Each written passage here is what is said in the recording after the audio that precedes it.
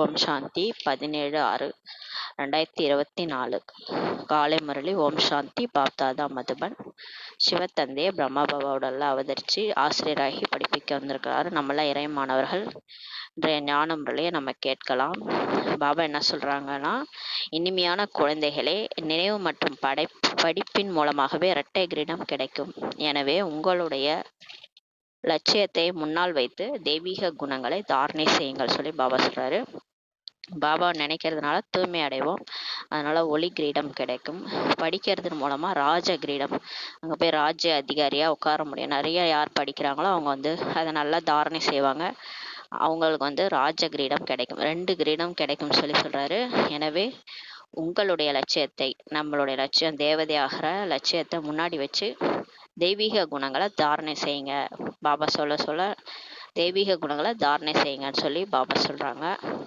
தேவதைகள் எப்படி இருப்பாங்க? அவங்கள்ட்ட தெய்வீக குணங்கள் தான் இருக்கும், அதை தாரணை செய்யுங்கன்னு சொல்கிறாரு. கேள்வி: உலக படைப்பு கர்த்தாவான தந்தை குழந்தைகளாகிய உங்களுக்கு என்ன சேவை செய்கிறார்? இப்போ உலகத்தையே படைச்சவர், படைப்பு கர்த்தாவான அப்பா குழந்தைகளுக்கு என்ன சேவை செய்கிறாரு? பதில்: ஃபர்ஸ்ட் பாயிண்ட்டு, குழந்தைகளுக்கு எல்லையில்லாத ஆஸ்தி அளித்து சுகமுடையவர்களாக ஆக்குவது தான் அவருடைய சேவை. அவருடைய குழந்தைகள் தான் எல்லாருமே மனிதர்களாக நடிச்சிட்டு இருக்குது. எல்லாருமே ஆத்மாக்கள், கடவுளுடைய குழந்தைகள். அவங்களுக்கு எல்லாருக்கும் எல்லையில்லாத ஆஸ்தி அழிச்சு சுகமுடையராக ஆக்குறது அவரோட வேலையே. இதுவே அவருடைய சேவையாகும். தந்தையை போல பலன் எதிர்பாராத சேவையை வேற யாருமே செய்ய முடியாது. இந்த காலத்துல எல்லாம் நீ ஏதாவது எனக்கு செஞ்சா நான் அதை செய்யறேன் அப்படிதானே இருக்கிறாங்க. பலனை எதிர்பார்க்காத சேவைன்னு யாருமே செய்யறதில்லை. ஆனா கடவுள் பாருங்க, எந்த பலனையும் எதிர்பார்க்காத சேவை செய்ய வந்திருக்கிறாரு. 2வது பாயிண்ட், எல்லையில்லாத தந்தை வாடகைக்கு சிம்மாசனத்தை எடுத்து உங்களை உலகத்தின் சிம்மாசனத்தில் அமர்பவர்களாக ஆக்கி விடுகிறார். இப்போ எல்லையில்லாத அப்பா நமக்கு வாடகைக்கு சிம்மாசனம் எடுத்துட்டு வந்திருக்கிறார். பிரம்மா பாபா பூர்வ மத்திய சிம்மாசனத்துல உட்காந்து நம்மளை உலகத்தையே சிம்மாசனத்துல உட்கார்றதுக்காக தகுதியாக ஆக்கிடுறாரு. தான் மயில் சிம்மாசனத்தில் அமர்றதில்ல, அவர் ராஜாவா ஆகிறதில்ல. ஆனால் குழந்தைகளை மயில் சிம்மாசனத்தில் அமர்த்தி விடுகிறார். உலகத்தையே ஆள்ற ராஜாவா குழந்தைகளை உட்கார வைக்கிறாரு. தந்தைக்கோ ஜடமான கோயில்கள் தான் அமைக்கிறார்கள். சிவன் கோயில் எவ்வளோ இருக்குது, ஜடமான கோயில் தான் அமைக்கிறாங்க. அதில் அவருக்கு என்ன சுவை வரும்? சாதாரண கோயில் அமைக்கிறாங்க, ஜோதிர்லிங்கம்லாம் இருக்குது, 12 ஜோதிர்லிங்கம். அவர் சாதாரண கோயில் தான், மற்றபடி அவர் ராஜாலாம் ஆள்றதில்ல. அவருக்கு என்ன சுவை வரும் சொல்றாரு? ஆனந்தமோ குழந்தைகளுக்காகத்தான். ஆனால் பாபா முழு ஆனந்தத்தையும் குழந்தைகளுக்கு தான் கொடுக்குறாரு. ஏனெனில் சொர்க்கத்தின் ராஜ்ய பாக்கியமே பெறுகிறார்கள் சொல்லி பாபா சொல்றாரு. ஓம் சாந்தி. இனிமையான ஆன்மீக குழந்தைகளுக்கு தந்தை தன்னை ஆத்மான்னு உணர்ந்து தந்தையை நினைவு செய்யுங்கள்ன்ட்டு சொல்றாரு. கடவுள் சொல்றாரு ஆத்மாக்களுக்கு, குழந்தைகளே, நீங்க இந்த உடல் கிடையாது, ஆத்மான்னு புரிஞ்சு அப்பாவை நினைவு செய்யுங்கன்னு சொல்றாரு. ஓம் சாந்தி என்பதன் பொருளை குழந்தைகளுக்கு புரிய வைத்துள்ளார். நமக்கு ஓம் சாந்தினா என்னன்னு சொல்லியிருக்கிறார் இல்லையா? ஓம் சாந்தி அப்படின்னா, ஓம்னா நான் ஆத்மா, சாந்தினா நான் சாந்த சுரூபமானவன். அதுதான் அதோடைய அர்த்தம். தந்தையும் ஓம் சாந்தின்னு சொல்றாரு, பின் குழந்தைகளும் ஓம் சாந்தின்னு சொல்றாங்க. ஏனெனில் ஆத்மாவின் சுய தர்மமே சாந்தி தான். அதனாலதான் ஓம் சாந்தின்னு நம்ம சொல்றோம். நாம் சாந்தி தாமத்திலிருந்து இங்கு வருகிறோம் என்பதை நீங்கள் இப்பொழுது அறிந்து விட்டீர்கள் சொல்லி சொல்றாரு. இப்ப உங்களுக்கு தெரியுது, நம்ம நடிப்பு நடிக்கிறதுக்காக பூலோகத்துல வந்திருக்கிறோம். இது தற்காலிகமான நடிப்பு. நம்ம ஆத்மாக்கள் சாந்தி தாமத்திலிருந்து தான் வந்திருக்கிறோம். முதலில் சுகதாமத்தில், பிறகு 84 பிறவி எடுத்து துக்க தாமத்துல வருகிறீங்கன்னு சொல்லி சொல்றாரு. நீங்க நடிப்பு நடிக்க ஃபர்ஸ்ட் வரும்போது சொர்க்கத்துல தான் நடிச்சிங்க, இந்த உலகம் சொர்க்கமா சுகதாமமா இருக்கும்போது நடிச்சிங்க. பிறகு 84 பிறவி எடுத்து இப்ப துக்கதாமத்துல வர்றீங்கன்னு சொல்லி சொல்றாரு. இது நினைவில் உள்ளது அல்லவா சொல்லி பாபா கேட்கிறாரு. குழந்தைகள் 84 பிறவிகள் எடுத்து ஜீவாத்மா ஆகிறாங்க. 84 பிறவி, ஒரு பிறவியா எடுத்து இந்த உடல்ல இருக்கிற ஆத்மாவா நம்ம ஆயிட்டு இருக்கிறோம். தந்தை ஜீவாத்மாக ஆகிறதில்லை. தந்தை பிறப்பிறப்புல வர்றதில்லை. அவர் உடல்ல இருக்கிற ஆத்மாவா நடிக்கிறது இல்லை. நான் தற்காலிகமாக இவரை ஆதாரமாக எடுக்கிறேன் என்று கூறுகிறார். அவரும் வராரு ஒரு உடல்ல, ஆனா தற்காலிகமா வாடகை வீட்டுல வந்திருக்கிறாரு. இல்லாவிட்டால் எப்படி படிப்பிக்கிறது? அப்புறம் இல்லைன்னா எப்படி நமக்கு எல்லா ரகசியத்தையும் சொல்றது, படிக்க வைக்கிறதுக்கு ஆசிரியரா வந்திருக்கிறாரு. மனாபவ தங்கள் ராஜ்யத்தை நினைவு செய்யுங்கள் என்று குழந்தைகளுக்கு அடிக்கடி எப்படி கூற முடியும்? அப்புறம் நான் எப்படி சொல்ல முடியும்? அதனால இவர் உடல்ல உங்களோட ராஜ்யத்தை நினைவு செய்யுங்க, நீங்க ஆத்மான்றதை நினைவு செய்யுங்க, என்னையும் நினைவு செய்யுங்கன்னு எப்படி சொல்ல முடியும்னு சொல்லி சொல்றாரு. அதனால்தான் இந்த உடல்ல வரேன். ஒரு வினாடியில் உலகத்தின் அரசாட்சி என்று இதற்கு தான் கூறப்படுகிறது சொல்லி சொல்றாரு. ஒரு வினாடியில உலகத்தினுடைய அரசாட்சி கிடைக்குது அப்படின்ட்டு இதற்கு தான் கூறப்படுகிறது சொல்லி பாபா சொல்றாரு. எல்லையில்லாத ஆஸ்தி, எல்லையில்லாத ஆஸ்தி தான் அளிப்பார் சொல்றாரு பாபா.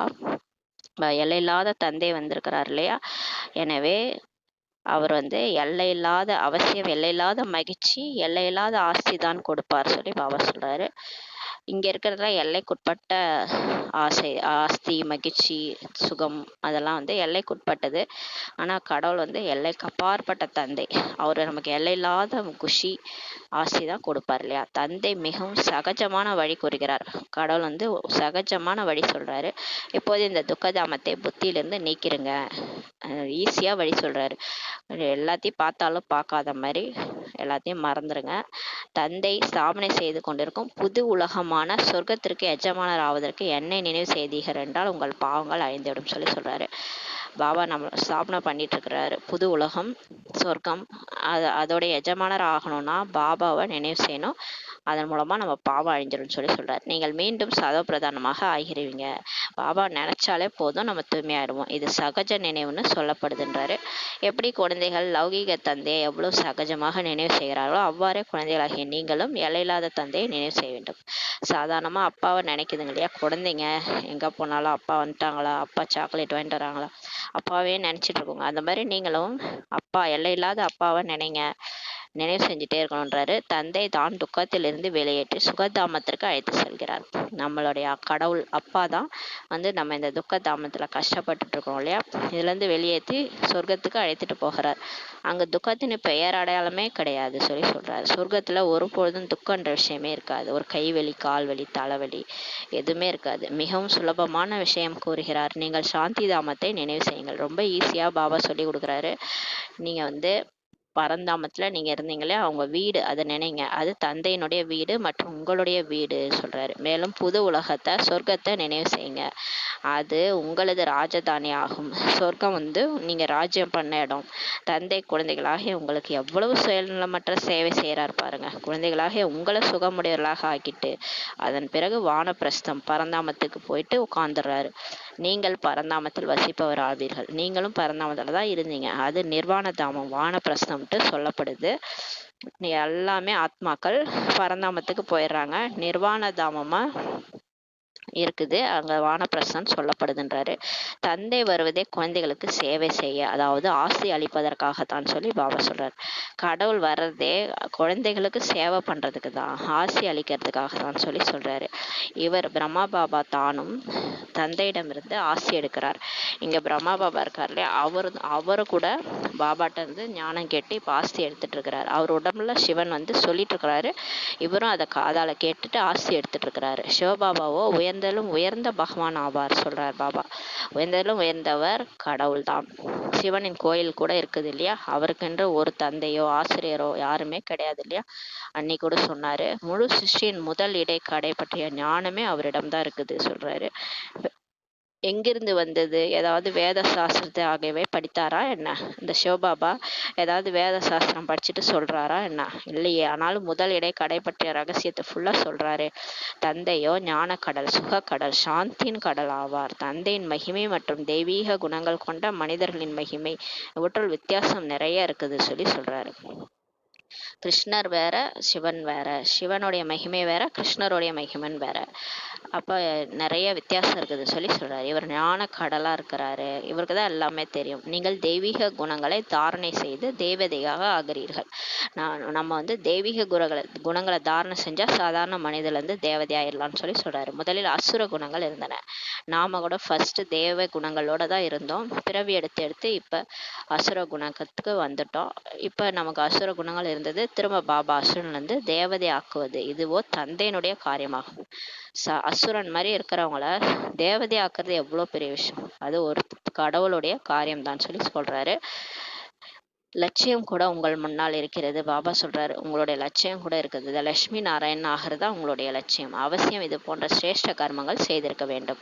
ஆனா அதுக்கு தகுந்த மாதிரி நல்ல கர்மங்கள் செஞ்சாதான் அந்த மாதிரி ஆக முடியும். கர்மம், அகர்மம், விகர்மத்தின் விளைவு அல்லது ஒவ்வொரு விஷயத்தையும் புரிய வைப்பதில் ஒரு வினாடி பிடிக்கிறது சொல்லி சொல்றாரு. கர்மம்னா என்ன? கர்மம்னா நம்ம வந்து சாதாரணமா செயல் செய்யறது. எந்த எண்ணம், சொல், செயலால எந்த ஒரு காரியம் செஞ்சாலும் அது கர்மம் ஆயிடுது.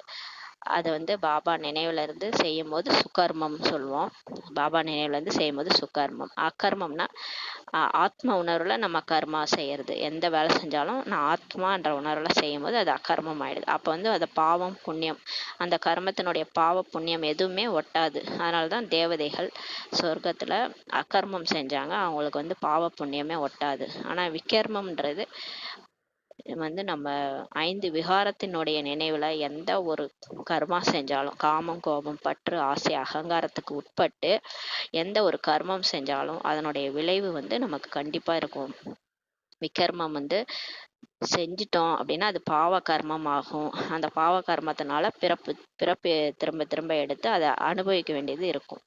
இதுதான் வந்து கர்மம், அகர்மம், விகர்மத்தினுடைய விளைவு. இதை வந்து புரிய வைக்கிறது ரொம்ப ஈஸி. ஒரு வினாடி பிடிக்கும்னு சொல்லி பாபா சொல்றாரு. இனிமேலும் இனிமையான குழந்தைகள் பாகத்தை ஏற்று நடித்தே ஆக வேண்டும். இனிமேலும் இனிமையான குழந்தைகள் கடவுளுக்கு அவர் அப்படிதான் படைச்சாரு. அவ்வளோ இனிமையா இருந்தாங்க. அவங்களுக்கு பாகத்தை ஏற்று நடிச்சே ஆகணும்னு சொல்லி பாபா சொல்றாரு. அதெல்லாம் வேணாம், எனக்கு இந்த ட்ராமாவே வேணாம், நான் போறேன் அப்படிலாம் சொல்ல முடியாது.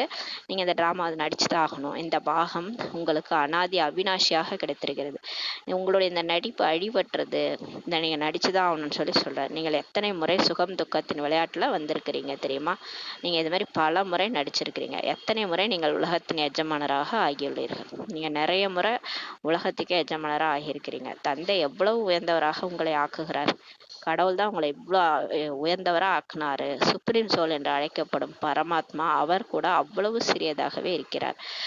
நம்ம மாதிரிதான் அப்பாவும் சுப்ரீம் ஆத்மா, அவரு பரமாத்மா, அவர் வந்து ரொம்ப சின்னதா தான் இருக்கிறார். அந்த தந்தையோ ஞான கடல் ஆவார். எனவே ஆத்மாக்களையும் தனக்கு சமமாக ஆக்குகிறார். அவர் பாருங்க, அறிவு, அவ்வளோ அறிவு அவருக்கு, ஞானம் நிறைஞ்சிருக்கிறாரு. அதனாலதான் அவர் வந்து எப்பவுமே செல்வந்தரா இருக்கிறார். பிறப்பிறப்புல வர்றதே இல்லை, பணக்காரனா இருக்கிறாரு அவர். அப்படியே அழகானா இருக்கிறாரு. அதனால நம்மளையும் அவருக்கு சமமா ஆக்குறாரு. நீங்கள் அன்பு கடல், சுக கடலாக ஆகிறீங்க. இப்ப கடவுள் எப்படி அன்பே சிவம், சுகத்தை மட்டும் வழங்குறாரு இல்லையா? அவர் இந்த பிறப்பிறப்புல வர்றதில்ல, எட்ட இருந்தா வேடிக்கை பார்க்கறாரு. எல்லாருக்கும் சுகம்தான் கொடுக்குறாரு. அது ஏன் கடவுள் நினைச்சா மட்டும் எல்லாருக்கும் பிடிக்குது? ஏன்னா அவர் யாருக்கும் துக்கமே கொடுக்கறது இல்லை. அதனாலதான் கடைசி நேரத்துல எல்லாரும் கடவுளே கடவுளேன்னு கஷ்டத்துல அவரை தான் கூப்பிடுறாங்க இல்லையா? வேற யாரையுமே கூப்பிட மாட்டாங்க. உடம்பு சரியில்லை, ஐசியூல இருக்கிறாங்கன்னா அவங்க எல்லாருமே கடவுளை தான் கூப்பிட்டுட்டு இருப்பாங்க இல்லையா? 1000 பேர் உறவினர்கள் பக்கத்துல இருந்தாலும் கடவுளை தான் கூப்பிடுறாங்க. ஏன்னா அவர் சுக கடலா இருக்கிறாரு. அவரு அந்த மாதிரி இருக்கிறதுனால நீங்களும் அந்த மாதிரி ஆகிறீங்கன்னு சொல்லி சொல்றாரு. நீங்க அப்பாவுடைய குழந்தைகள், இப்ப அன்பு கடலா சுக கடலா ஆகின்றீர்கள். தேவதைகளிடத்தில் தங்களுக்குள் எவ்வளவு அன்பு இருக்கின்றது. சொர்க்கத்துல ஒரு தேவதை மற்ற தேவதைகள் அவ்வளவு அன்பு செலுத்துவாங்க. ஒருபோதும் சண்டையே அவங்களுக்குள்ளார ஏற்படாது. எனவே தந்தை வந்து உங்களை தனக்கு சமானமாக ஆக்குறார். கடவுள் அவரை மாதிரி ஆக்கி மனுஷன் வந்து தேவதையாக்கி அங்க சொர்க்கத்துக்கு அனுப்பி வைக்கிறார். வேற யாருமே அது போல ஆக்கவே முடியாது சொல்லி சொல்றாரு. ஒரு மனிதன் இன்னொரு மனிதனை தேவதை ஆக்க முடியுமா? யார் என்ன சொன்னாலும் கேட்க மாட்டோம் இல்லையா? கடவுளே வந்து சொல்லும் போதுதான் புரிய வைக்கிறாரு, நம்ம கேட்கிறோம். நாடகம் ஸ்தூல வதனத்துல நடக்குது. இந்த நாடகம் எங்க நடக்குது? சாக்காரத்துல இங்க வெளிப்படையா நடந்துட்டு இருக்குது. இப்ப எல்லார் கண்ணுக்குமே எல்லாரும் தெரியணும் இல்லையா? இது வந்து ஸ்தூலமா நடக்குது, ஸ்தூல வதனத்துல நடக்குது. சூட்சும வதனம்னு ஒண்ணு இருக்காங்க, அது வந்து மனக்கண்ணால் தான் பார்க்க முடியும், யாருக்குமே தெரியாது. அங்க நாடகம்லாம் நடக்காது. முதலில் ஆதி சனாதன தேவி தேவதா தர்மம், பிறகு இஸ்லாமியர், பௌத்த தர்மத்தினர் ஆகியோர் வரிசை கிரமமாக இந்த மேடையில அல்லது நாடக சாலையில் வருகிறார்கள். இங்க உலகத்துல நடிப்பு நடிக்கும் போது ஃபர்ஸ்ட் சொர்க்கம் இருந்துச்சு. அங்க ஆதி சனாதன தேவி தேவதா தர்மம் நடிக்க வந்தாங்க. அதுக்கப்புறம் 33 கோடி தேவர்கள் நடிச்சாங்க. பிறகு கொஞ்சம் கொஞ்சமா துவாபரயுகத்துல பாதியில இருந்து இஸ்லாமியர்கள் வர ஆரம்பிச்சாங்க. இஸ்லாம தர்மம் உருவாச்சு. அதுக்கப்புறம் பௌத்த தர்மம், அப்புறம் கிறிஸ்துவ தர்மம், அப்படியே ஒரு தர்மமா வரிசை கிரமமா வந்து இந்த நாடக மேடையில நடிச்சிருக்கிறாங்கன்றாரு. 84 பிறவிகள் நீங்க எடுக்கிறீங்க. நம்ம ஆத்மாக்கள் ஃபர்ஸ்ட் நடிக்க வந்தோம், 84 பிறவி எடுக்கிறோம்னு சொல்றாரு. ஆத்மாக்களும் பரமாத்மாவும் வெகு காலம் பிரிந்திருந்தனர் என்ற பாடலும் கூட இருக்கிறது சொல்லி பாபா சொல்றாரு. இந்த நிறைய பேர் சொல்லுவாங்க, நிறைய ரிஷிகள் மற்ற சத்சங்கத்தில் கூட கேட்டால் கூட நீங்களும் கடவுளும் ரொம்ப நாளாக பிரிஞ்சிட்டீங்கன்னு சொல்லி சொல்லுவாங்க. அது மாதிரி சாஸ்திரத்தில் எழுதியிருக்குது, ஆத்மாவும் பரமாத்மாவும் வெகு காலம் பிரிந்திருங்கன்னு ஒரு பாட்டு கூட இருக்குது. இனிமேலும் இனிமையான குழந்தைகளே, முதலில் உலகில் பாகமேற்று நடிக்க நீங்கள் வந்துள்ளீர்கள் என்று தந்தை கூறுகிறார். ஏன் அந்த மாதிரி பாடியிருக்காங்க? ஏன்னா நம்ம தான் கடவுளை விட்டு பிரிஞ்சு ஃபஸ்ட்டு வந்து சொர்க்கத்தில் நடிக்க வந்தவங்க இன்னும் இங்கேயே டேரா போட்டு உட்காந்துருக்கோம். இன்னும் போகிறதுக்கு மனசு வரல நமக்கு. அதனால தான் நம்மளை கிளப்பிட்டு இருக்கிறாரு, வந்து வாங்க, நீங்கள் நடிக்க வந்து 5000 வருஷம் ஆயிடுச்சு, இன்னும் இங்கேயே இருக்கிறீங்க, உலகம் கலியுகம் முடிய போகுது, அழிய போகுது, இன்னும் இங்கேயே உட்காந்துருக்கணும்னு ஆசைப்பட்றீங்க, வாங்கன்னு சொல்லி கூப்பிட்றாரு. நானோ சிறிது காலத்திற்கு மட்டுமே இவருக்குள் பிரவேசம் செய்கிறேன். கடவுள் வந்து நடிக்க வர்றதில்ல, அவர் பிரம்மா பாபாவோடல வந்து உண்மையை சொல்ல வந்திருக்காரு. கொஞ்ச காலத்துக்கு 100 வருடங்கள் வராரு. அதில் கொஞ்ச காலம்தான் வந்து படிப்பு ஆசிரியராக படிப்பு அவர் மேலே பிரவேசமாகி படிப்பு சொல்லி கொடுத்து போகிறாரு. எதுவோ பழைய செருப்பாகும். இந்த பிரம்மா பாபாவினுடைய உடல் பழைய செருப்புன்னு சொல்லி சொல்கிறாரு. ஆண்கள் ஒரு மனைவி இறந்துட்டாங்கன்னா பழைய செருப்பு போயிடுச்சின்னு சொல்லுவாங்களாம். ஆண்களுக்கு மனைவி இறந்துட்டா அவங்களுக்கு கவலை இல்லை, ஒரு செருப்பு போன மாதிரி அடுத்த செருப்பு மாட்டிக்குவாங்க, அடுத்த கல்யாணம் பண்ணிக்குவாங்க. இப்போது பெண் புதியதை எடுக்கிறோம் என்பார்கள். அவங்க சொல்லுவாங்க, சரி புதுசாக நாங்கள் கல்யாணம் பண்ணிக்கிறோம். எதுவும் பழைய சரீரமாகும் அல்லவா? அந்த பிரம்மா பாபாவுடைய உடல் கூட பழைய சரீரம். 84 பிறவிகளின் சக்கரம் சுற்றி வந்திருக்கிறார் இந்த பிரம்மா பாபா. ததத்துவம், நீங்களும் அது போல தான் சுற்றி வந்தீங்கன்றாரு. எனவே நான் வந்து இந்த ரதத்தை ஆதாரமாக எடுக்கிறேன். தூய்மையான உலகத்தில் ஒருபோதும் நான் வர்றதே இல்லை. நான் பாருங்க, கடவுள் வந்து ஹையஸ்ட்டு, எவ்வளோ சுப்ரீம் அவர். ஆனால் அவர் வந்து தூய்மையாக உலகம் இருக்கும்போது சொர்க்கத்தில் வர்றதே கிடையாது. நான் பத்தித்தமாக இருக்கும்போது தான் நான் வரேனே. நீங்களாம் தூய்மையற்ற நிலையில் இருக்கும்போது தான் என்னை கூப்பிட்றீங்க, கடவுளே கடவுளேன்னு கதறீங்க. கடவுளை எங்கே இருக்கிற வா அப்படின்ட்டு கதறீங்க. அதனால தான் வந்திருக்கிறேன்றாரு. நீங்கள் பதீதமாக இருக்கிறீங்க, வந்து எங்களை பாவனமாக ஆக்குங்கள்ட்டு நீங்கள் தான் என்னை அழைக்கிறீங்கன்னு சொல்லி சொல்கிறார். கடைசியில் உங்களது நினைவு பலனளிக்கக்கூடியதாக ஆகும் அல்லவா? யார் அவங்க உருகி உருகி கூட்டாங்களோ அவங்களுக்கு பலன் கிடைக்கணும் இல்லையா? அதனால் உங்கள் நினைவு பலனளிக்கக்கூடியது. பழைய உலகம் முடிவதற்கான நேரம் வரும்போது தான் நான் வரேன்னு சொல்லி சொல்கிறார். ஆனால் வராரு, நம்ம கூப்பிடும் போதே உடனே வந்துடல, துவாபரயுகத்திலே வரலை, கலியுக இறுதியில் தான் வராரு. ஏன்னா உலகம் வந்து சரிப்பட்டு வராது, இது அழிஞ்சாகணும் போது ஏன்னா உலகம் அவ்வளோ மோசமாயிடுச்சு, இதுக்கப்புறம் இது நீடிச்சா நல்லா இருக்காது, அது முடிவதற்கான நேரம் வரும்போது தான் நான் வரேன்னு சொல்லி சொல்கிறாரு. பிரம்மா மூலமாக ஸ்தாபனை. பிரம்மா மூலமாக என்றால் பிராமணர்கள் மூலமாகவும், முதலில் உச்சி பிராமணர்கள் சொல்லி சொல்கிறாரு. பிரம்மா மூலமாக ஸ்தாபனைனா வெறும் பிரம்மா மட்டும் பண்ணுறது கிடையாது, பிரம்மா வாய் வழி வம்சத்தினர்கள், பிரம்மா வாய் மூலமாக பிறந்து வந்தவங்க. பிரம்மா மூலமாக என்றால்தான் பிராமணர்கள் எல்லாருமே அவங்க மூலமாக தான் ஸ்தாபனை நடக்குது. முதலில் உச்சி பிராமணர்கள், உச்சியில் பிராமணர்கள் தான் இருக்கிறாங்க. அந்த விராட்டி ரூபத்தில் காமிச்சிருப்பாங்க. மேலே குச்சி குடுமி, அதுக்கப்புறம் தேவதை, அப்புறம் சத்திரியர். ஆக குட்டி கர்ணம் போடுகிறீர்கள் சொல்லி சொல்கிறார். இந்த குட்டி கர்ணம் விளையாட்டு இருக்கு இல்லையா, தலையும் காலும் குட்டி கர்ணம் அடிச்சுட்டே இருக்கும். அந்த மாதிரி நம்ம தேவதையாக இருந்து சத்திரியராகி வைசியராகி சூத்திரராயிரும், திரும்ப சூத்திரர்லேருந்து தேவதை ஆகணும். இதுவரை குட்டி கர்ண விளையாட்டு போட்டுட்டு இருக்கிறீங்கன்றாரு. இப்போது தேக அபிமானத்தை விடுத்து ஆத்ம அபிமானி ஆக வேண்டும் சொல்லி சொல்கிறாரு. இப்போ இந்த தேகன்றதை மறந்துட்டு நீங்கள் ஆத்மா, நீங்கள் நம்ம தான் நடிக்க வந்தோன்றதுக்கு ஆத்மா அபிமானியாக ஆகணும் சொல்லி சொல்கிறார். நீங்கள் 84 பிறவி எடுக்கிறீங்க, டோட்டலாக நீங்கள் 84 பர்த்ஸ் எடுக்கிறீங்க.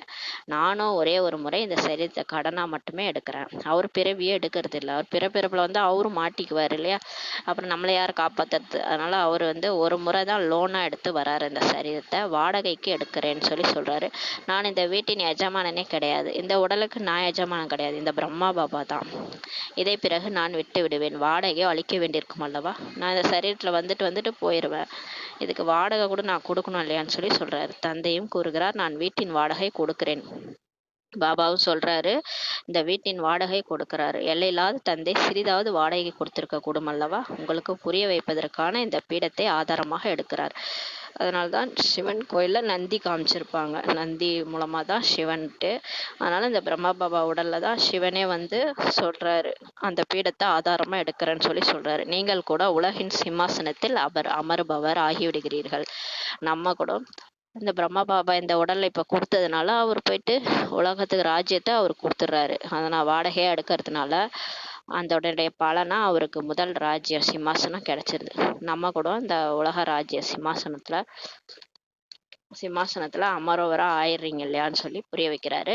நான் ஆகுவதில்லை என்று தந்தை அவரே கூறுகிறார். நான் வந்து சிம்மாசனத்தில் அதிகாரி ஆகிறதில்ல, சிம்மாசனத்திற்கு உரியவராக, அதாவது மயில் பீடத்தில் அமர்த்துகிறார் சொல்லி பாபா சொல்கிறாரு. இந்த சிம்மாசனத்துக்கு உரியவரா மயில் பீடத்துல உங்களை அமர்த்துறாரு சொல்லி சொல்றாரு. சிவபாபாவின் நினைவில் தான் சோமநாதரின் கோயில் கூட அமர்த்திருக்கிறாங்க.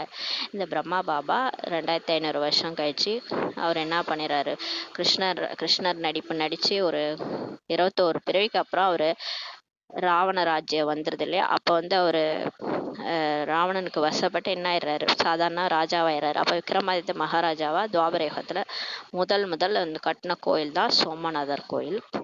சிவபாபாவோட நினைவுல தான் அதை அமைச்சிருக்கிறாரு. இதில் எனக்கு என்ன சுவை இருக்கும் என்று தந்தை கூறுகிறார். பாருங்களேன், எனக்காக நீங்க கோயில் கட்டினீங்க, இதுல எனக்கு என்ன சுவை இருக்குதுன்னு சொல்லி கேட்குறாரு. ஜடமூர்த்தி வைத்து விடுகிறார். எனக்காக என்ன வச்சிருக்கீங்க, ஒரு கல்லால ஒரு ஜடத்தை வச்சு என்ன வழிபடுறீங்க.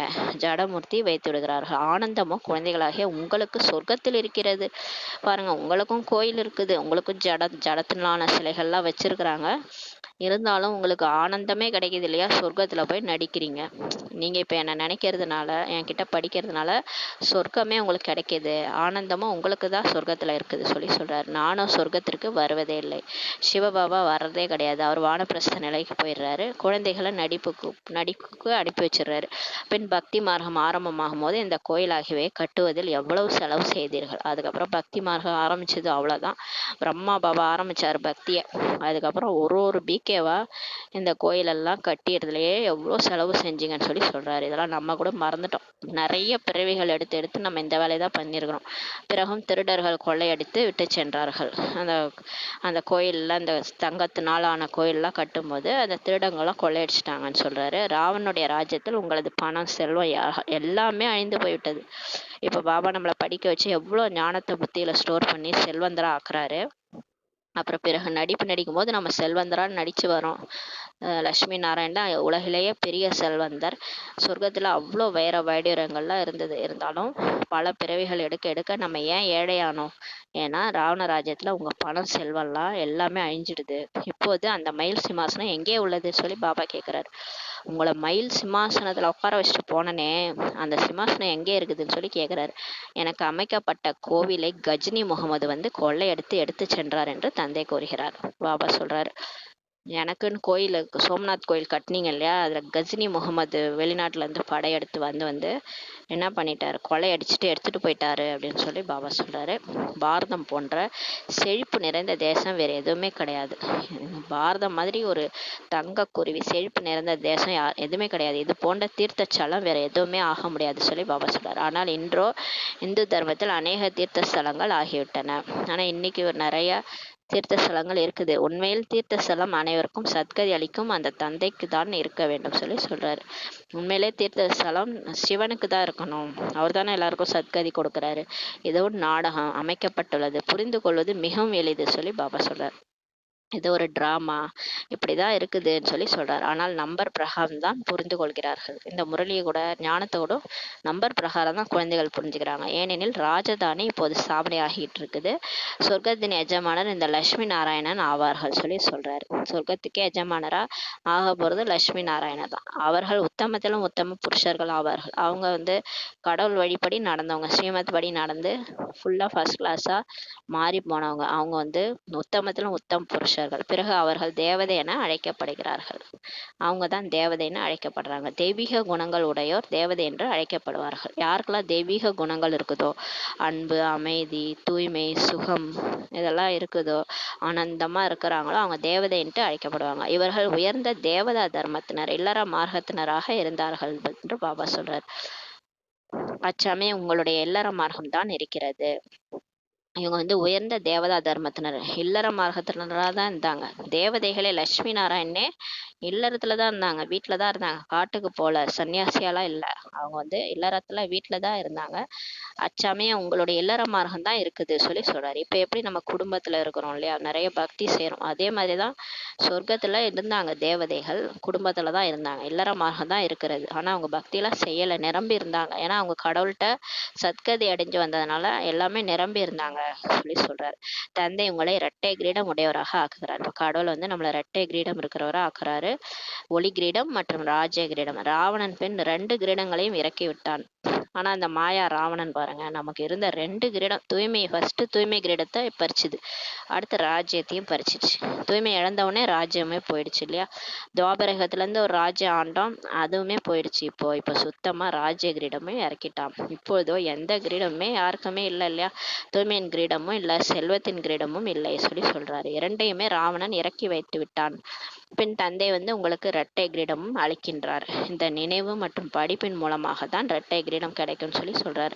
இப்ப பாபா நினைக்கணும், இந்த முரளி படிக்கணும், இதுதான் இரட்டை கிரீடம் கிடைக்கும்ன்றாரு. எனவே பாடுகிறார்கள், ஓ காட்ஃபாதர், எங்களுக்கு வழிகாட்டி ஆகுங்கள் சொல்லி பாடுறாங்க.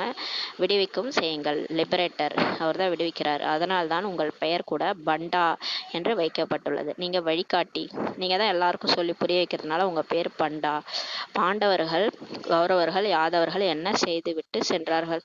இந்த மகாபாரதத்துல சொல்றாங்க இல்லையா, பாண்டவர்கள், கௌரவர்கள், யாதவர்கள், அவங்கள என்ன பண்ணிட்டு போனாங்க? பாபா எங்களை துக்கத்தின் ராஜ்யத்திலிருந்து விடுவித்து கூட அழைத்து செல்லுங்கள் என்று கூறுகிறார்கள். எல்லாருமே சொல்றாங்க, இந்த துக்கத்திலிருந்து அழைச்சிட்டு போங்க. தந்தை தான் சத்தியமான கண்டத்தினை ஸ்தாபனை செய்கின்றார். கடவுள் தான் இப்ப இந்த சொர்க்கம், சத்தியமான கண்டத்தை ஸ்தாபனை செய்கிறார். அது சொர்க்கம்னு அழைக்கப்படுது. பிறகு ராவணன் பொய்யான கண்டத்தை அமைக்கிறான். அவர்கள் கிருஷ்ண பகவான் வாக்குன்னு சொல்றாங்க, ஆனா தந்தை சிவபகவான் வாக்கியம் என்று சொல்றாரு. இப்போ நமக்கு பாரதவாசிகள் பெயரை மாற்றிவிடும் போது முழு உலகமே மாறிவிட்டது சொல்லி சொல்றாரு. பாரதவாசிகள் அந்த இந்து தர்மம், ஆதி சனாதன தேவி தேவதா தர்மம்ன்றத இந்துன்னு மாற்றிட்டாங்க இல்லையா, அதோட முழு உலகமே மாறிடுச்சு. கீதையோட பேரு மாத்திட்டாங்க இல்லையா, கிருஷ்ணர் தான் எழுதினார்ட்டு, அதனால எல்லாமே மாறிடுச்சுன்றாரு. கிருஷ்ணரோ தேகதாரி ஆவார், ஒரே ஒரு சிவபாபா தான் விதேகி, தேகமற்றவர் ஆவார். இப்போது தந்தை மூலமாக குழந்தைகளாக உங்களுக்கு சக்தி கிடைக்கிறது. இப்ப பாபா நமக்கு சக்தி கொடுத்து எல்லாருக்கும் புரிய வைக்கிறதுக்கு சக்தி கொடுக்குறாரு. முழு உலகருக்கும் நீங்க எஜமானரா ஆகுறீங்க. இப்ப நீங்க எல்லாருக்கும் புரிய வச்சு இந்த முழு உலகத்துக்கே எஜமானரா ஆகுறீங்க. முழு ஆகாயம், பூமி உங்களுக்கு கிடைத்து விடுகிறது. இப்ப கடைசியில முழு உலகமும் அழிந்து போயிடும். அதுக்கப்புறம் கிருஷ்ணர் வாயில வெண்ணன்னு காமிச்சிருக்கிறாங்க இல்லையா, அப்ப முழு ஆகாயம், பூமி எல்லாமே உங்களுக்கு கிடைச்சிருதுன்னு சொல்லி சொல்றாரு. 3/4 கல்பத்திற்கு யாருக்குமே உங்களிடம் பிரித்து விடக்கூடிய சக்தியே இருக்காது. பாருங்க, 2500 வருஷம் அதுக்கப்புறமும் ஒரு துவாபர யுகத்திலயும் நம்ம தான் இந்த உலகத்தையே ஆள போறோம். உங்கள்கிட்ட இருந்து யாரும் பாரதத்தை பிரித்து விடக்கூடிய சக்தியே இருக்காது சொல்லி சொல்றாரு. இந்த ஆகாயம், பூமியை உங்கள்கிட்ட இருந்து யாருமே பிரிக்க முடியாது சொல்லி சொல்றாரு. அவர்களுடையதோ விருத்தி அடைந்து கோடிக்கணக்கை எட்டும் போது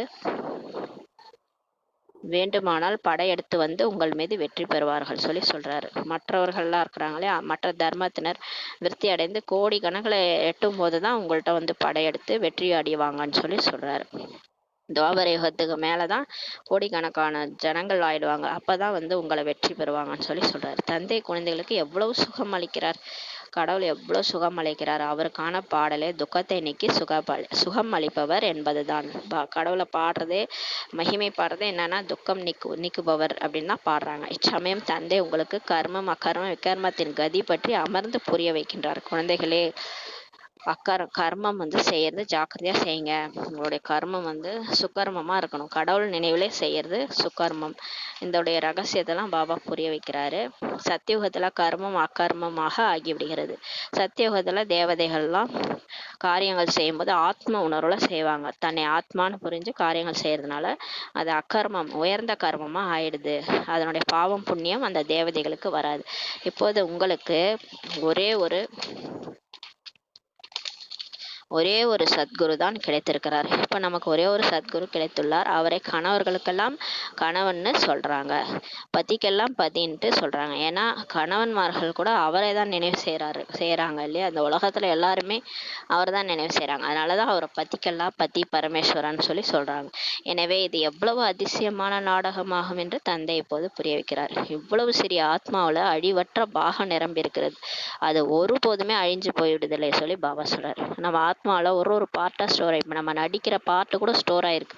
இந்த அழிவற்ற பாகம் நிரம்பி இருக்குது அப்படின்னு சொல்லி சொல்றாரு. இது அனாதி, அவிநாசி, ஆதியும் அந்த இல்லாத டிராமான்னு சொல்லி பாபா சொல்றாரு. இறைவன் ஒருவரே தான். படைப்பு அல்லது ஏணிப்படி மற்றும் சக்கரம் எல்லாமே ஒன்றே ஒன்றுதான் சொல்லி பாபா சொல்றாரு. கடவுள் ஒருத்தர் தான், மற்ற அவர் கொடுத்த ஞானம், படைப்பு, ஏணிப்படி சித்திரம் எல்லாமே ஒன்று தான். சக்கரம் கூட ஒன்று தான்.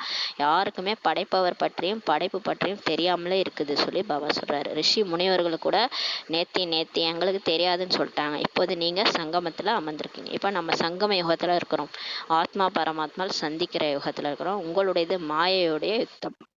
இப்போ நம்ம கடவுளுடையவர்களாக ஆகும்போது இந்த மாயா நம்மளோட யுத்தம் செய்யுது. அது நம்மளை விடுவதே இல்லை. பாபா மாயின் அடி விழுந்து விட்டதுன்ட்டு குழந்தைகள் சொல்றாங்க. குழந்தைகளே, சேர்த்து வைத்த சம்பாத்தியத்தை இல்லாமல் செய்து விட்டீர்களே என்று பாபா சொல்றாரு. நம்ம மாயாட்ட அடி வாங்கிட்டோம்னா நம்ம எவ்வளோதான் முரளி படிச்சிருந்தாலும், எவ்வளோ ஞானம் கேட்டு, எவ்வளோ யோகா பண்ணியிருந்தாலும் ஒண்ணுமே இல்லாம போயிடுது சொல்லி பாபா சொல்றாரு. உங்களுக்கு பகவானே படிப்பிக்கிறார். எனவே நல்ல முறையில் படிக்கணும்னு சொல்லி பாபா சொல்கிறார். குழந்தைகளே, படிப்பு நாள் முழுதும் உங்கள் புத்தியில் ஓடணும். பாபா நமக்கு என்ன சொன்னார், அவர் நினைக்கிறோமா அப்படின்ட்டு செக் பண்ணணும். நல்ல முறையில் படிக்கணும். இது போன்ற படிப்போ மீண்டும் 5000 வருஷத்துக்கு பின்னால் தான் கிடைக்கும். இப்போ பாருங்கள், கடவுள் இப்போ தான் நமக்கு கிடைக்கிறார். இந்த சங்கமேகத்தில் மட்டும்தான் கிடைக்கிறார். இந்த நிமிஷம் தான், இது திரும்ப வராது. இதுக்கப்புறம் 5000 வருஷத்துக்கு அப்புறம் தான் வரும்னு சொல்லி சொல்கிறார். நல்லது. இனிமையான காணாமல் போய் கண்டெடுக்கப்பட்ட செல்லமான குழந்தைகளுக்கு தாயும் தந்தையாக பாப் தாதாவின் அன்பு நினைவுகள் மற்றும் காலை வணக்கம். ஆன்மீக குழந்தைகளுக்கு ஆன்மீக தாய் தந்தையின் நமஸ்தே. நாம் ஆன்மீக குழந்தைகள் ஆன்மீக தாய் தந்தைக்கு நமஸ்தே. தாரணைக்கான முக்கிய சாரம். ஃபர்ஸ்ட் பாயிண்ட்டு, இந்த துக்கதாமத்திலிருந்து புத்தியோகத்தை நீக்கி புது உலகத்தை ஸ்தாபனை செய்யும் தந்தையை நினைவு செய்ய வேண்டும். சதோ பிரதானமாக ஆக வேண்டும், தூய்மையாக ஆகணும். இரண்டாவது பாயிண்ட்டு, தந்தைக்கு சமமாக அன்பு கடல், சாந்தி கடல் மற்றும் சுகத்தின் கடலாக ஆகணும். கர்மம் அகர்மம் விகற்பத்தின் கதியை விளைவை தெரிந்து கொண்டு சதா சிரேஷ்ட கர்மம் தான் செய்ய வேண்டும். சுகர்மம் தான் செய்யணும். கடவுளோட நினைவுல இருந்து காரியங்கள் செய்யணும். அது எதுவுமே தவறாகவே முடியாது. நமக்கு தெரியும், நம்ம செய்யும் போதே தெரியும் இது நல்ல செயலா கெட்ட செயலான்னு. கடவுளை நினைச்சிட்டு செய்யும் போது அந்த செயலுடைய விளைவு நமக்கு புரியும். அப்ப நம்ம சரியான கர்மம் செய்வோம்னு சொல்லி சொல்றாரு. வரதானம். எப்போதும் ஊக்கம் உற்சாகத்துல இருந்து மனதில் மகிழ்வாக பாடலை பாடிக்கொண்டிருக்கும் அழியாத அதிர்ஷ்டசாலி ஆகுக என்ற வரதானம் கொடுக்குறாரு. எப்பவுமே கடவுளோட குழந்தை ஆயிட்டோம், பிக்கி ஆயிட்டோம்னாலே கடவுளோட குழந்தை ஆயிட்டோம்னா ஊக்க உற்சாகன்ற ரக்கை 2 முளைச்சிருது நமக்கு. ஊக்கம் உற்சாகம் இந்த 2 ரெக்கை ஆத்மாக்கும் முளைச்சிருது. அதனால அது இருக்கும்போது மனசுல மகிழ்வான பாடலை ஆஹா ஆஹான்னு பாடிக்கிட்டே இருங்க. அழியாத அதிர்ஷ்டசாலி ஆகுங்கன்ற வரதானம் கொடுக்குறாரு. அதிர்ஷ்டசாலி குழந்தைகளான நீங்க அழியாத விதிமுறையால அழியாத பிராப்திகளை பெறறீங்கன்னு சொல்லி சொல்றாரு. உங்களுடைய மனதிலிருந்து ஆஹா ஆஹா என்ற கீதம் ஒலித்து கொண்டே இருக்கின்றது. ஆஹா பாபா, ஆஹா அதிர்ஷ்டம், என்னுடைய அதிர்ஷ்டம், எனக்கு கடவுளே கிடைச்சிட்டாரு. ஆஹா எனது இனிய குடும்பமே, ஆஹா மங்களகரமான சங்கம யுகமேன்ட்டு பாடிக்கிட்டே இருக்கணும். ஒவ்வொரு செயலிலும் ஆஹா ஆஹா. எனவே நீங்கள் அழிவற்ற அதிர்ஷ்டசாலிகள் சொல்லி சொல்றாரு. உங்களுடைய மனதில் ஒருபோதும் ஏன் நான் என்றெல்லாம் வர முடியாது. நீங்க தான் நேத்தே சொன்னார்ல, ஏன் என்னே சொல்லக்கூடாது. ஏன் ஒய்ன்றத ஃப்ளை ஆக்கிடுங்க அப்படின்னு சொன்னார் இல்லையா நேத்து. அதெல்லாம் உங்களோட மனசுல எப்பயுமே ஏன்னு நானுன்ற வார்த்தையெல்லாம் வர முடியாது. ஏன் என்பதற்கு பதிலாக ஆஹா ஆஹா மற்றும் நான் என்பதற்கு பதிலாக பாபா பாபா என்ற வார்த்தையே உங்க வாயிலிருந்து வரும். ஏன்னா நீங்க அழிவற்ற அதிர்ஷ்டசாலிகள் சொல்லி பாபா சொல்றாங்க. ஸ்லோகன். நினைக்கும் எண்ணம் அனைத்திலும் அழியாத அரசு முத்திரையை குத்தி விடுங்கள், அது நிலையாகிவிடும் சொல்லி சொல்றாரு. நீங்க நினைக்கிற எண்ணம் எல்லாத்துலேயும் அழியாத அரசு முத்திரையை குத்திருங்க. எல்லாத்துலேயும் பாபாவை குத்திருங்க, பாபாவை நினைங்க, அப்போ அது நிலையாகிரும்னு சொல்லி பாபா சொல்கிறாங்க. மாதேஸ்வரி அவர்களின் இனிய மகாவைக்கு இப்போ மம்மாவுடைய சரீரம் விட்ட நாள் வருது, ஜூன் 24. அதனால் மம்மாவுடைய மகா வாக்கியம் சொல்கிறாங்க. வாழ்க்கையின் ஆசையை பூர்த்தி ஆவதற்காக அழகான சமயம் சொல்லி பாபா மகமா சொல்கிறாங்க. வாழ்வில் எப்போதுமே சுகம் சாந்தி கிடைக்க வேண்டும் என்ற ஆசை ஆத்மாக்களாகிய நம்ம அனைவருக்கும் நீண்ட காலமாக இருந்தது. நம்ம ரொம்ப காலமாக நடிக்க முன்னாடி ரொம்ப ஜாலியாக இருக்கணும், அமைதியாக இருக்கணும், இதுதான் ஆசைப்பட்டோம் இல்லையா எல்லாரும். நீண்ட காலமாக நம்மளோட ஆசை அதுதான். நீண்ட காலத்தினுடைய ஆசை எப்போதாவது பூர்த்தி ஆகும்னு சொல்லி பாபா சொல்கிறாரு, மம்மா சொல்கிறாங்க. நம்ம ஏதாவது ஒன்று ஆசைப்பட்டோன்னா அது கண்டிப்பாக நடக்கும்னு சொல்லி சொல்கிறாங்க. இப்போது இது நம்முடைய இறுதி பிறவி ஆகும். இந்த இறுதி பிறவிலும் கூட இறுதி ஆகும். இது இப்போ நம்ம கடைசி, எல்லாருக்குமே கடைசி பிறவி இது. கடைசி பிறவிலே கடைசி பிறவின்னு சொல்லி சொல்கிறாரு. நானும் இப்போது சிறியவர் என்று ஒருபோதும் எவரும் நினைக்க வேண்டாம். பாபா சொல்றாரு, இப்போ நான் சின்ன குழந்தை அப்படின்னு யாருமே நினைக்க கூடாது. ஏன்னா ஆத்மாக்கள் எல்லாருக்குமே இது வானப்பிரஸ்த நிலை. சிறியவர் பெரியவர் ஆகிய அனைவருக்குமே சுகம் தேவை அல்லவா. பெரியவங்களும் சுகம்தான் கேட்குறாங்க, சின்னவங்களும் சுகம்தான் கேட்குறாங்க இல்லையா? ஆனால் துக்கம் எந்த பொருள் மூலம் கிடைக்கிறது என்ற ஞானம் முதலில் வேண்டும். அம்மா சொல்றாங்க, இப்ப எல்லாருக்குமே துக்கம் வருது, சின்னவங்களுக்கும் பெரியவங்களுக்கும் துக்கம் வருது. ஆனா துக்கம் எந்த பொருள் மூலமா வருது என்ற ஞானம், அறிவு உங்களுக்கு ஃபர்ஸ்ட் முதல்ல வேணும். இந்த பஞ்ச விகாரங்களில் மாட்டியிருக்கும் காரணத்தினால் என்ன கர்ம பந்தனம் உருவாகி இருக்கிறதோ அதை பரமாத்மாவின் நினைவு என்ற அக்னி மூலம் எரிக்க வேண்டும் என்ற ஞானம் எப்போது உங்களுக்கு கிடைத்திருக்குது. இப்ப துக்கம் எதுல இருந்து வருது? இந்த 5 விகாரம், காமம், கோபம், பற்று, ஆசை, அகங்காரத்துல தான் வருது இல்லையா? அதுல மாட்டி இருக்கிறதுனால தான் எந்த கர்ம பந்தனம் உருவாகி இருக்குதோ அதை வந்து நீங்க பரமாத்மாவுடைய நினைவு என்ற அக்னி மூலம் எரிக்கணும்னு சொல்லி ஞானம் உங்களுக்கு இப்பதான் கிடைக்குது. இது கர்ம பந்தனத்துல இருந்து விடுபடுவதற்கான சுலபமான வழின்னு சொல்லி அம்மா சொல்றாங்க. பாபா நினைச்சா போதும், தானா பந்தனம் விடுபட்டுருன்னு சொல்றாங்க. சர்வ சக்திவான் பாபாவை நடந்தாலும் சுற்றினாலும் சுவாசத்திலும் நினைவு செய்யுங்க. இப்போது இந்த வழியை சொல்லும் உதவியை சுயம் பரமாத்மா வந்து செய்கின்றார். இப்ப கடவுளே வந்துட்டு இந்த வழிதான் சொல்றாரு, நீங்க ஒன்றும் செய்ய வேணாம். அவர் என்ன ஏதாவது நிறைய ஹோம்ஒர்க்கா கொடுக்குறாரு? எதுவும் ஹோம்ஒர்க்லாம் கொடுக்கறது இல்லை. அதை பண்ணு, இதை பண்ணு, அங்க பிரதர்ஷனம் பண்ணுலாம் சொல்றாரா? நான் எதுவுமே சொல்லலை அவரு. குழந்தைகளே, அன்பா என்ன நினைவு செய்யுங்க. நடந்தாலும் சுத்தினாலும் சுவாசத்துலயும் ஆத்மான்னு நினைச்சு என்ன பரமாத்மா புள்ளியா இருக்கிறாரு நினைவு செய்யுங்க போதும். அப்படி நினைச்சாலே உங்க எல்லாத்துல இருந்து விடுபட்டுருவீங்கன்னு சொல்லி சொல்றாரு. ஆனால் இதில் ஒவ்வொரு ஆத்மாவும் முயற்சி செய்ய வேண்டும். ஆனா கடவுள் சொல்வார் தான் இல்லையா? வாழைப்பழத்தை உரிச்சுதான் கொடுக்க முடியும், வாயில வச்சு முழுங்க கூடமா நம்மளேவா முழுங்க முடியும்? அவங்க தானே முழுங்கணும். அப்ப அந்த ஒவ்வொரு ஆத்மாவும் முயற்சி செய்யணும்னு சொல்லி பாபா சொல்றாரு. இப்ப ஆத்மாவோ பரமாத்மாவோ தந்தை, ஆசிரியர், குரு ரூபத்துல வந்து நமக்கு ஆசி கொடுக்கிறார். கடவுள் அவரோட பார்ட்டை செய்யறாரு. அவர் செய்யலன்னு சொல்ல முடியாது, கடைசியா காட்சி போட்டு காட்டுவார். நான் வந்து இதெல்லாம் செஞ்சேன், நீ கேட்டியா? உனக்கு முரளி எடுத்தேன், உனக்கு ஆசிரியரா சொன்னேன், நீ கேட்டேன்னு சொல்லி எல்லாத்தையும் கேட்பாரு. அப்ப வந்து அவரோட பார்ட்டை அவர் பண்றாரு. தந்தையா ஆசிரியரா குரு ரூபத்துல வந்து நமக்கு ஆசி கொடுக்குறாரு சொல்லி அம்மா சொல்றாங்க. எனவே முதலில் அந்த தந்தையினுடையவரா ஆகணும், முதல்ல கடவுளுடையவரா ஆகணும், பிறகு ஆசிரியர்கிட்ட படிக்கணும். இந்த படிப்பின் மூலம் எதிர்கால ஜென்மங்களுக்கான சுகத்தினுடைய பிராப்தி உருவாகும் சொல்லி பாபா சொல்றாரு. நீங்க இந்த படிப்பு படிச்சாதான் உங்களுக்கு எதிர்காலத்துல 21 பிறவிகளுக்கான சுகம் கேக்குறீங்க இல்லையா? எனக்கு சுகமா இருக்கணும், அமைதியா இருக்கணும்னா எப்படி கிடைக்கும்? இங்க கொஞ்சமாவது மெனக்கடணும் இல்லையா? நம்ம படிப்பு படிக்கணும், பாபாவை நினைக்கணும். அப்பதான் எதிர்கால பிராப்தி உருவாகும் சொல்லி அம்மா சொல்றாங்க.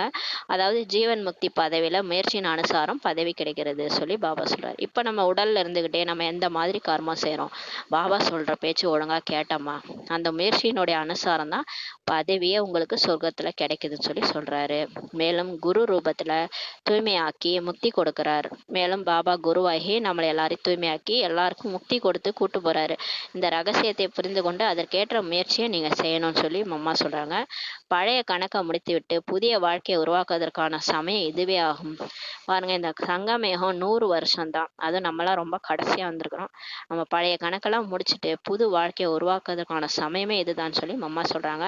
இந்த சமயத்துல எந்த அளவுக்கு முயற்சி செய்து தனது ஆத்மாவை தூய்மையாக்குறீங்களோ அந்த அளவுக்கு சுத்தமான ரெக்கார்டு வந்து பதிவு வந்து நிரம்பும். பிறகு முழு கல்பமுமே இந்த பதிவேட்டின் படியே நடைபெறும் சொல்லி சொல்றாரு. நீங்க இப்ப என்ன ரெக்கார்ட் பண்றீங்களோ அதுதான் உங்களுடைய 5000 வருஷ நடிப்பு. நம்ம இப்ப எந்த தப்புமே செய்யக்கூடாது. இப்ப எவ்வளவு சரியா நம்ம நடிக்கிறோமோ, கடவுள் சொல்ற மாதிரி அவரோட வழியில போறோமோ அந்த அளவுக்கு நீங்க வந்து இந்த முழு கல்பமும் சுகமா சாந்தியா இருப்பீங்க. எனவே முழு கல்பத்திற்கும் ஆதாரமே இந்த சமயத்தின் வருமானமாகும் சொல்லி அம்மா சொல்றாங்க. நம்ம 5000 வருஷத்துக்கான ஃபவுண்டேஷனே வந்து நம்ம இப்பதான் போடுறோம். இந்த சங்கம யுகத்துல பிராமணரா நம்ம நடிக்கும் போது எந்த அளவுக்கு நம்ம நல்ல கர்மம் செய்யறோமோ அதன் அடிப்படையில தான் முழு கல்பத்தினுடைய ஆதாரமே அமையுது, இந்த சமயத்தினுடைய வருமானம் ஆகும் சொல்லி அம்மா சொல்றாங்க. பாருங்கள், இந்த சமயத்தில் தான் உங்களுக்கு முதல் இடை கடை பற்றிய ஞானமே கிடைக்குது. நாம் தான் தேவதையாக ஆக வேண்டும் மற்றும் நம்முடையது முன்னேறும் கலையாகும் சொல்லி அம்மா சொல்றாங்க. பிறகு அங்கு சென்று பிராப்தியை அனுபவிப்போம். இங்க முயற்சி செய்யறோம், அங்க போய் பிராப்தியை அனுபவிக்கிறோம். இங்க என்னெல்லாம் முயற்சி செய்யறோமோ அங்க போய் அந்த பிராப்திய தேவதையா எப்படி எப்படி நம்ம அனுபவிக்கணுமோ எல்லாமே கடவுள் கொடுப்பாரு. அது அடுத்து 21 பிறவிக்கு ஆஸ்தி நமக்கு கிடைச்சிடும். நாம் கீழிறங்கி விடுவோம் என்பது அங்க தேவதைகளுக்கே தெரியாது. சொர்க்கத்துல தேவதையா நடிக்கும் போது தேவதைகளுக்கு நம்ம கீழே இறங்கி இறங்கி துவாபரயுகத்துல வந்து கலியுகத்துல திரும்ப இந்த மாதிரி மோசமா ஆயிடுவோன்ட்டு அவங்களுக்கு தெரியாது. ஒருவேளை சுகத்தை அனுபவித்து பிறகு கீழிறங்க வேண்டும் என்பது தெரிய வந்தால் கீழிறங்கும் கவலையில் சுகத்தையும் கூட அனுபவிக்க முடியாது. ஒருவேளை சுகத்தை ஜாலியாக இருக்கும்போது நம்ம கீழே இறங்கிடுவோம் அப்படின்ட்டு தேவதைகளுக்கு தெரிஞ்சா, ஐயையோ நம்ம திரும்ப ஆத்மா சக்தி இழந்துரும் போல, திரும்ப நம்ம கவலையா ஆயிடுவோம்னு சொல்லிட்டு அவங்களால அந்த மாட மாளிகைகள், அந்த தங்க மாளிகைகள், அந்த சுகத்தை கூட அவங்களால அனுபவிக்க முடியாது அப்படின்னு சொல்லி அம்மா சொல்றாங்க. எனவே மனிதர்கள் எப்போதும் முன்னேறுவதற்கான முயற்சியை செய்கின்றனர், அதாவது சுகத்திற்கான வருமானம் செய்கின்றனர். இந்த ஈஸ்வரிய நியமம் உருவாக்கப்பட்டுள்ளது. பாபா சொல்றாரு, இந்த ஈஸ்வரிய நியமம் இந்த ஸ்ரீமத்ன்றது உருவாக்கப்பட்டிருக்குது. ஆனால் நாடகத்தில் பாதி பாதியாக நடிப்பு உருவாக்கப்பட்டுள்ளது. இந்த ரகசியத்தை நாம் அறிந்திருக்கிறோம். இந்த நாடகத்துல பாதி சுகம் பாதி துக்கம்ன்ட்டு நடிப்பு உருவாக்கப்பட்டிருக்குது. இந்த ரகசியத்தை நாம தான் அறிந்திருக்கிறோம். எந்த சமயம் சுகத்தின் முறை வருமோ அதற்கான முயற்சி செய்து சுகம் பெற வேண்டும் சொல்லி அம்மா சொல்றாங்க. இது முயற்சியின் சிறப்பாகும். நடிகரின் வேலையானது நடிக்கும் சமயம் முழுமையான திறமையோடு நடிப்பு நடிக்க வேணும். இப்பெல்லாம் நம்ம நடிகரோட வேலை என்னன்னா, நல்ல நடிகர், ஹீரோனா ஒரு ஹீரோ மாதிரி நல்லா திறமையா நடிப்பாரு. அந்த மாதிரி நடிக்கும் சமயம் வரும்போது நம்ம திறமையை காட்டணும், முழு திறமையோட நீங்க நடிப்பு நடிக்கணும்னு சொல்லி அம்மா சொல்றாங்க. அதை பார்ப்பவர்கள் ஆஹா ஆஹான்னு சொல்லணும்.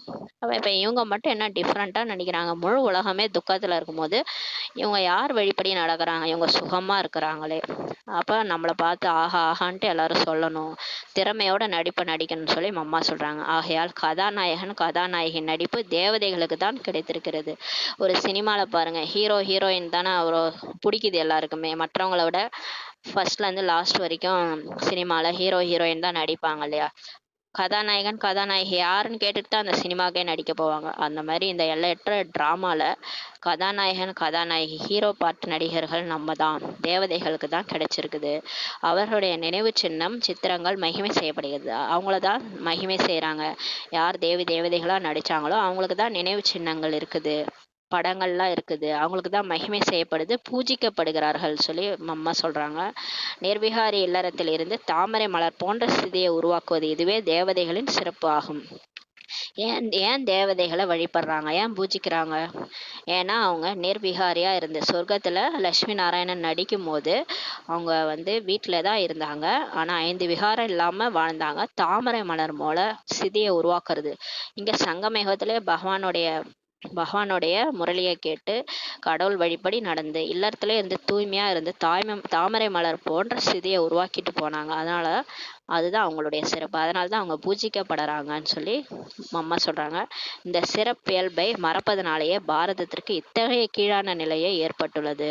இந்த சிறப்பியல்பையே மறந்துட்டாங்க பாரதவாசிகள்.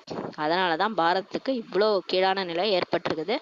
இப்போது மீண்டும் அத்தகைய வாழ்க்கையை உருவாக்கக்கூடிய பரமாத்மா தானே வந்திருக்கின்றார். இப்ப கடவுளே வந்துட்டார். மீண்டும் அந்த மாதிரி ஒரு தாமரை மலர் போன்ற வாழ்க்கையை கொடுக்கறதுக்காக, ஸ்திதியை கொடுக்கறதுக்காக, உயர்ந்த நிலையை அடைவதற்காக, வாழ்க்கையை உருவாக்கத்துக்காக பரமாத்மா தானே வந்துட்டாரு. இப்போது அவரது கையை பிடித்து கொள்வதன் மூலம் நம்முடைய வாழ்க்கை படகு கரை சேர்ந்து விடும் சொல்லி அம்மா சொல்றாங்க. கடவுளை கையை நீட்டுறாரு. உங்க கையை நீங்க பிடிக்கணும் இல்லையா? பகவானுடைய ஸ்ரீமத்ன்றது தான் அவரோட கை. அந்த ஸ்ரீமத்தை நீங்க ஃபாலோ பண்ணும் போதுதான் உங்களுடைய வாழ்க்கை படகு கரை சேர்ந்து விடும் சொல்லி அம்மா சொல்றாங்க. ஓம் சாந்தி. நன்றி பாபா, நன்றி ட்ராமா, நன்றி பரிவாரம். ஓம் சாந்தி.